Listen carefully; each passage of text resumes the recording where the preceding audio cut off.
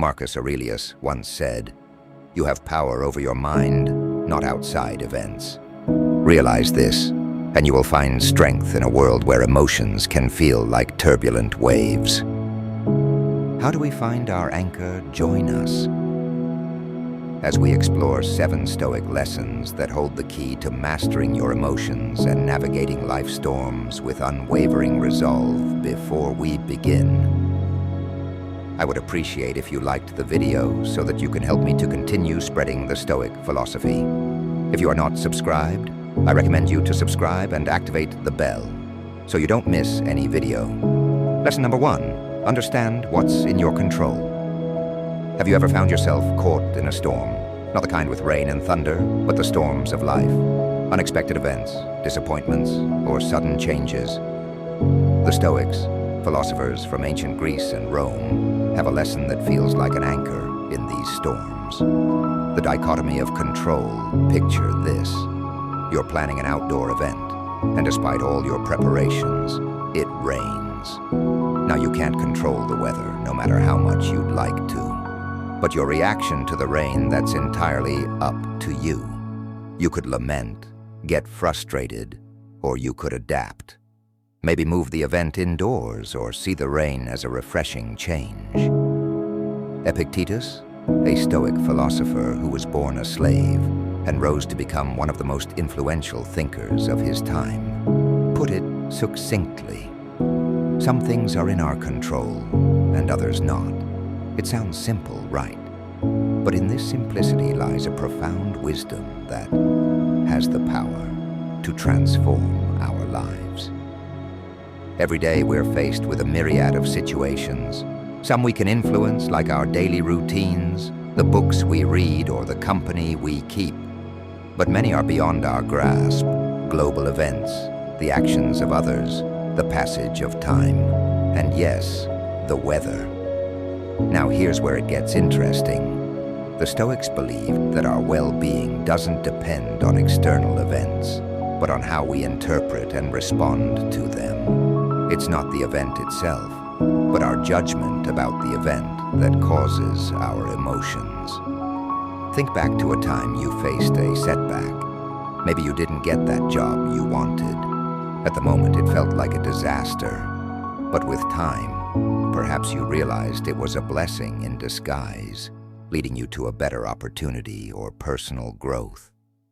But how do we put this into practice? Start by asking yourself, is this something I have control over? If the answer is yes, take action. If the answer is no, then it's an opportunity to practice acceptance and adaptability. By truly understanding and internalizing this principle, we can free ourselves from unnecessary anguish. We can navigate life with a sense of calm, knowing that while we can't control the winds, we can adjust our sails in a world that often feels chaotic. The dichotomy of control is a beacon of clarity. It reminds us to focus our energy where it matters most and embrace the serenity in knowing that some things are simply beyond our grasp. Lesson number 2, reflect before reacting. In today's digital age, where immediacy is often celebrated, the art of reflection can seem like a relic of the past. Yet it's this very act of pausing and pondering that can be our saving grace. In a world that demands rapid responses, consider the countless times we're faced with decisions, both big and small, from choosing a meal at a restaurant and to deciding on a career path. The spectrum of choices is vast, but it's not just the magnitude of these decisions that matters. It's the manner in which we approach them. Let's delve into a common scenario, reading a message that strikes a nerve. Maybe it's a colleague questioning your work or a friend making an offhand comment. The gut reaction might be defensiveness or anger. But what if instead of diving headfit into that emotional whirlpool, you took a step back by allowing yourself that momentary detachment? You're not suppressing your emotions. You're giving them a space to breathe, to be understood. This practice of reflection is not about passive acceptance or avoidance. It's about active engagement with our thoughts and feelings. It's about asking probing questions. Why did this comment affect me so deeply? What underlying beliefs or past experiences are influencing my current emotions? Is my immediate reaction based on the present situation or past baggage? Moreover, reflection before reaction is a tool that fosters empathy by giving ourselves time. We also allow ourselves to consider the perspectives of others. Maybe that colleague had a stressful day, or that friend didn't realize the weight of their words. By reflecting, we open the door to understanding not just for ourselves, but for those around us.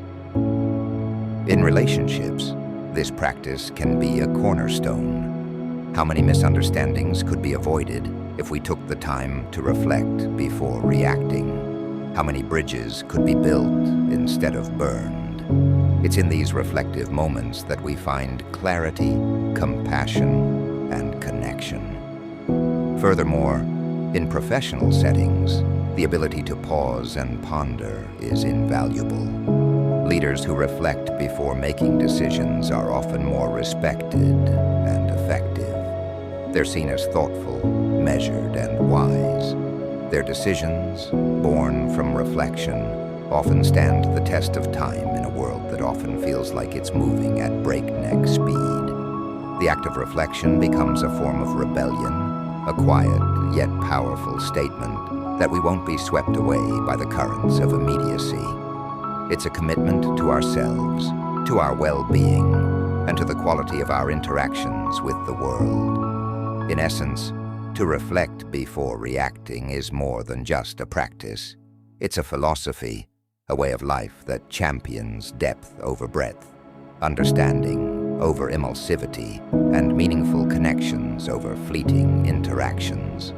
It's a journey inward that has profound outward implications, shaping not just our responses, but the very fabric of our lives. Lesson number 3, practice dispassionate in a world that often feels like an emotional roller coaster. The idea of practicing dispassionate might seem out of place, but let's delve deeper into what it truly means and the transformative power it holds. Dispassionate isn't about suppressing emotions or becoming indifferent to the world around us. It's about cultivating a balanced perspective, a calm amidst the storm. Imagine being able to observe events, situations, and even your own emotions without being overwhelmed by them. Think about the last time you watched a gripping movie. There were moments of tension, excitement, maybe even sadness. While you were engaged in the story, a part of you always knew it was just a movie. You didn't rush to help the hero or console the crying character. You observed, you felt, but you remained in your seat. This is the essence of practicing dispassionate, being deeply engaged with life, feeling its many emotions, but also knowing when to remain seated in the theater of your mind, observing without getting lost in the drama. This approach becomes a lifeline in our modern age of information overload. Every day we're bombarded with news updates and notifications. Reacting passionately to every piece of information would leave us perpetually exhausted. Dispassionate offers a buffer, a way to engage with the world in a more sustainable, balanced manner. Dispassionate also plays a pivotal role in interpersonal relationships. We've all been in situations where conversations get heated, where disagreements arise. In such moments, practicing dispassionate can be the difference between a productive discussion and a damaging argument. It allows us to listen more effectively, to respond rather than react, and to navigate conflicts with understanding and grace. Cultivating dispassionate starts with self-awareness, regularly checking in with ourselves. Recognizing our emotional triggers and understanding our patterns creates a space between stimulus and response. In that space lies the freedom to choose our reactions, to act with intention rather than impulse. And while dispassionate might sound like detachment from life's joys and pleasures, it actually enhances them. By not being overly attached to outcomes, we can fully immerse ourselves in the journey, savoring each moment without the constant fear of loss or change. Dispassionate is about finding equilibrium in an ever-changing world. It's a compass that points to inner peace, guiding us through life's varied terrains with grace. By embracing this practice, we not only enrich our own lives, but also bring a sense of calm and clarity to those around us. Lesson number 4, ask yourself, will this matter in 5 years? Life is filled with moments that test our patience, resilience, and perspective. From minor inconveniences like a spilled coffee to more significant challenges like disagreements with loved ones. Our days are punctuated with situations that evoke a range of emotions in the heat of the moment. It's easy to get swept up in the immediacy of our feelings. A missed deadline, a critical comment, or a forgotten anniversary can feel like the end of the world. But one powerful question can shift our perspective and bring clarity. Will this matter in 5 years? This simple yet profound question serves as a mental time machine, transporting us to the future and allowing us to look back at the present moment. Suddenly, that heated argument or that missed opportunity is seen in a different light. Most of the things we fret about today will be forgotten. Footnotes. In the grand narrative of our lives, consider the challenges and worries you had 5 years ago. How many of them still hold weight today? How many have been overshadowed by new experiences, learnings, and memories? This realization can be both humbling and liberating. Using this question as a regular touchstone helps in prioritizing our concerns. It assists us in distinguishing between short-term setbacks and long-term implications. For instance, while a bad day at work might feel overwhelming now in the grand scheme of things, it's just one day in a career spanning decades. This perspective also fosters resilience when faced with adversity. Reminding ourselves of the bigger picture can reduce anxiety and promote problem solving. Instead of getting bogged down by the problem at hand, we can strategize, adapt, and move forward, knowing that time often brings clarity and solutions. But it's not just about minimizing our concerns. This question also encourages us to focus on what truly matters. If we want our actions and decisions to have lasting significance, we need to invest in relationships, personal growth, and experiences that stand the test of time in a world that often emphasizes the now will. This matter in 5 years is a beacon guiding us towards a life of purpose, perspective, and peace. By regularly revisiting this question, we can navigate life's ups and downs with grace, ensuring that our energy and attention are directed towards what truly counts. Lesson number 5, keep a Stoic journal.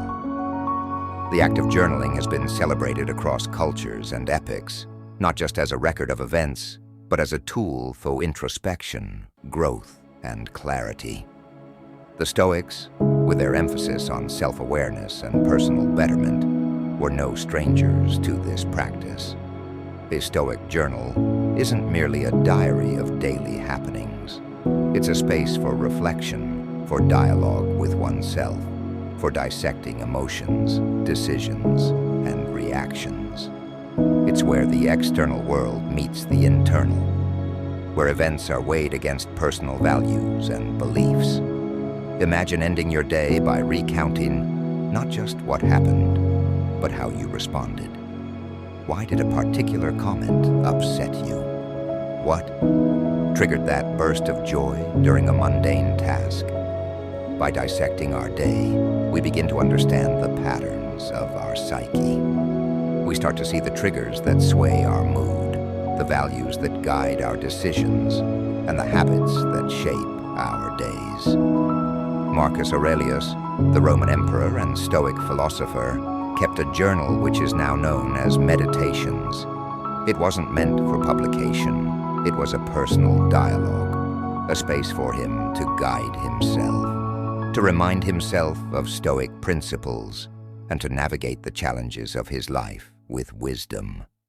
Through his writings, we see a man grappling with his responsibilities, his emotions, and his place in the cosmos. But you don't have to be an emperor to benefit from a Stoic journal. In our modern lives, filled with distractions and a constant barrage of information, setting aside time for introspection becomes even more crucial. It's a daily check-in, a grounding ritual that brings clarity amidst chaos. Over time, this practice can lead to profound insights. You might notice that certain situations repeatedly cause stress, prompting you to either address them or change your perspective. You might find that specific practices like gratitude or mindfulness elevate your mood and outlook. The patterns that emerge can serve as a roadmap for personal growth. Beyond insights, a Stoic journal fosters accountability by committing to daily reflection. We hold ourselves accountable for our reactions and decisions. It becomes harder to ignore repeated mistakes or to brush off lapses in judgment. Instead, we're prompted to learn, adapt, and grow. In essence, keeping a Stoic journal is like having a wise, non-judgmental friend by your side, always ready to listen, to reflect, and to guide.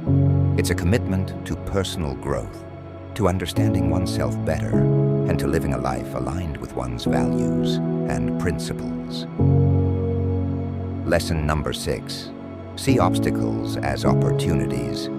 The world is rife with challenges, from personal setbacks to global upheavals. Obstacles are an inherent part of the human experience, but what if instead of viewing these challenges as burdens, we saw them as opportunities in disguise? The Stoics held a powerful perspective on adversity. They believed that while we cannot always control the events that befall us, we can control our interpretation and response to them. This shift in perspective transforms challenges from mere setbacks to valuable lessons. A quote by the Stoic philosopher Marcus Aurelius encapsulates this idea beautifully. The impediment to action advances action. What stands in the way becomes the way. This means that every obstacle, every challenge can propel us forward. If we choose to see it as an opportunity for growth, consider a river that encounters a boulder in its path. Instead of stopping, the river finds a way around it, either by eroding the boulder over time or by carving a new path. The boulder and apparent obstacle becomes an agent of change, reshaping the river's course. Similarly, in our lives, challenges can redirect our paths, often leading us to outcomes we hadn't imagined. For instance, a job loss, while initially devastating, might lead to a new career path, a chance to upskill, or even the opportunity to start a venture of one's own. A failed relationship might pave the way for personal growth, self-discovery, and deeper, more meaningful connections in the future. This Stoic perspective also fosters resilience. When we start viewing challenges as opportunities, we become more adaptable, more willing to face adversity head-on. Instead of asking, "Why is this happening to me?" we begin to eschew, "What can I learn from this? How can this experience shape me for the better?" Of course, this doesn't mean we should seek out challenges or dismiss genuine hardships. It's about recognizing that within every challenge lies potential, a seed of opportunity. By nurturing this seed with a positive perspective, patience, and perseverance, we can transform obstacles into stepping stones, leading us towards growth, wisdom, and fulfillment. Lesson number 7, practice gratitude in the vast tapestry of human emotions. Gratitude stands out as a golden thread, weaving moments of joy, contentment, and perspective into our lives. While it's an emotion that can arise spontaneously, the Stoics believed in the deliberate practice of gratitude, making it a daily ritual to anchor oneself in the present and appreciate life's blessings. Gratitude is more than just saying thank you. It's a deep acknowledgement of the myriad forces, moments, and individuals that enrich our lives. It's about recognizing the beauty and the mundane, the lessons and challenges, and the fleeting nature of every experience, making it all the more precious. Seneca, a prominent Stoic philosopher, once said, "True happiness is to enjoy the present, without anxious dependence upon the future." This encapsulates the essence of gratitude, being deeply rooted in the present, cherishing perspective, patience, and perseverance. We can transform obstacles into stepping stones, leading us towards growth, wisdom, and fulfillment. Lesson number 7, practice gratitude in the vast tapestry of human emotions. Gratitude stands out as a golden thread, weaving moments of joy, contentment, and perspective into our lives. While it's an emotion that can arise spontaneously, the Stoics believed in the deliberate practice of gratitude, making it a daily ritual to anchor oneself in the present and appreciate life's blessings. Gratitude is more than just saying thank you. It's a deep acknowledgement of the myriad forces, moments, and individuals that enrich our lives. It's about recognizing the beauty and the mundane, the lessons and challenges, and the fleeting nature of every experience, making it all the more precious. Seneca, a prominent Stoic philosopher, once said, "True happiness is to enjoy the present without anxious dependence upon the future." This encapsulates the essence of gratitude, being deeply rooted in the present, cherishing every moment, every experience, and every interaction. Consider the simple pleasures we often take for granted. The warmth of the sun on a cold day, the sound of laughter, a meal shared with loved ones, or the very breath that sustains us. By pausing to acknowledge and appreciate these moments, we magnify their beauty and significance in our lives. Practicing gratitude also offers a counterbalance to the human tendency to focus on what's lacking, on unmet desires, or on uncertainties about the future. By shifting our focus to what we have rather than what we lack, we cultivate contentment, reduce feelings of envy or resentment, and enhance our overall well-being. One might wonder, how does one cultivate this practice? It can be as simple as starting or ending the day. By listing 3 things you're grateful for over time, this practice can transform your outlook, making you more receptive to life's blessings and more resilient in the face of challenges. Furthermore, gratitude strengthens relationships by expressing appreciation for the acts of kindness, support, or love we receive from others. We nurture bonds, foster mutual respect, and create a positive feedback loop of goodwill and affection in a world that often emphasizes more possessions, more achievements, more desires. Gratitude is a gentle reminder of the abundance that already exists in our lives. It's a call to celebrate the present, to embrace life with open arms, and to tread the path of existence with a heart full of thanks. As the sun sets on another day, we're left with the echoes of ancient wisdom in our modern world. How will you harness these Stoic lessons to shape your tomorrow? We're eager to hear your thoughts and experiences. Share your insights in the comments below. And let's continue this journey of self-discovery together. I hope you enjoyed the video, and I am thankful for you joining us. And until next time, stay curious, stay grounded, and never stop seeking wisdom.